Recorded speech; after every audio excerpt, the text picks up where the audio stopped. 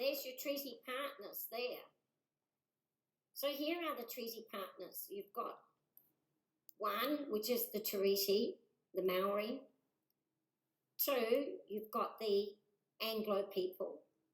And then the new treaty parties is the United Nations. So they've made themselves treaty partners in a kind of backdoor bullshit kind of a way. So there you have your partnership with the treaty partners. And participation, everybody participates, and protection.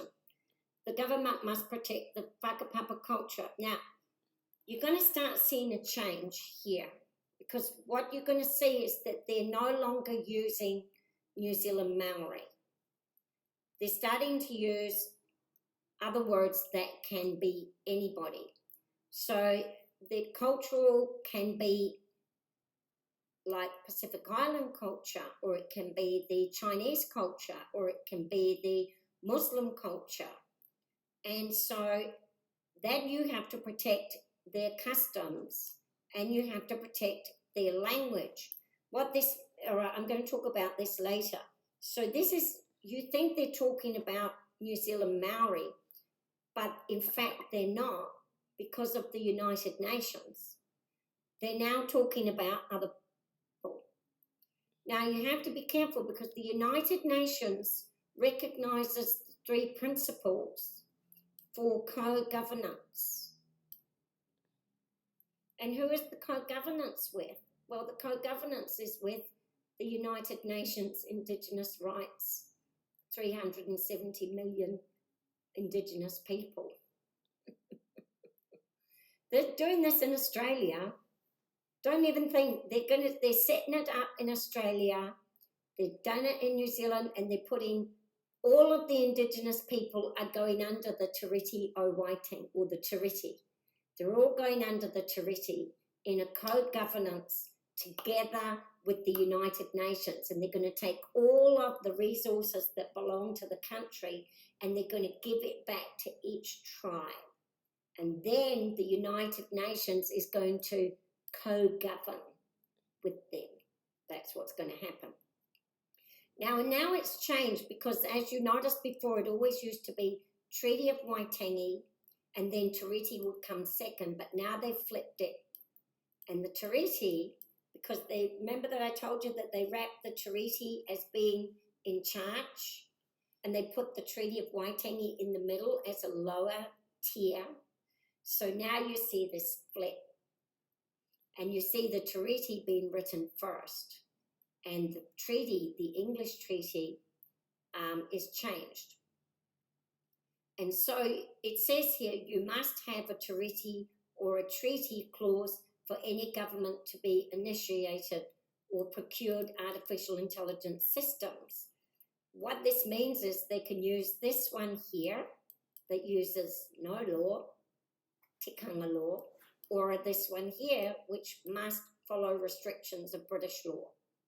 And then they've got another government agency that they've set up called Te Ara Whiti Waitangi Guidance, which is the third one. God knows what that even is about, but half of it's going to be written in Maori. You won't be able to understand. This is sneaky. So when they need international legal documents signed that have power, they're going to use this.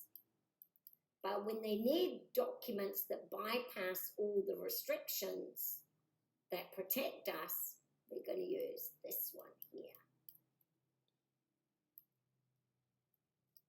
Now, since you're signed up to the United Nations Declaration of Indigenous Rights, well, we don't know, because this is called UNDIR.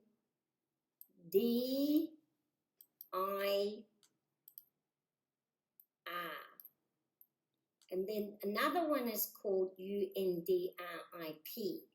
And since they're working in these laws of 2 documents, I'm figuring that they've got 2 documents. I can't find this one, but I can find this one. But all the Maori laws are coming under this one. Who knows what's in there? And then, but I'm just going to work on this one because it might be that they're the same document, but I don't know, they've got two different names. So I'm only just working from this one. Now here's what it says. Now here's the danger, because remember, you've just written them into your treaty, and they are now a partner of the treaty, and the United Nations is now in co-governance together with the so-called Indigenous people of New Zealand.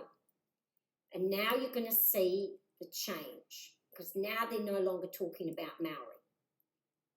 United Nations Rights of Indigenous Peoples is the international human rights document. It covers a broad range of rights, including rights to education, rights to economic development, rights to religious customs, right to health, and right to language. Now, you might think, well, everybody should have those rights. But what you're forgetting is that all of those people, okay, so there are 370 million Indigenous people. They have those rights in their own country.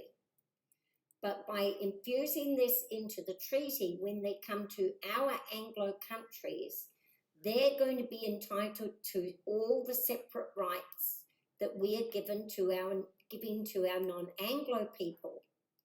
And so then we're going to have to pay for them to study in their own language. We're going to have to pay for their own health systems, and we're going to have to pay for them to uphold their own religious customs, which do not belong, which is not the same. So you can liken it to this. Here's the Indigenous people, 370 million, and 2 million refugees in New Zealand as we speak.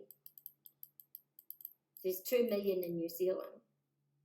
And then these are the Anglo people in our countries. And then these are our non-Anglo people. Okay?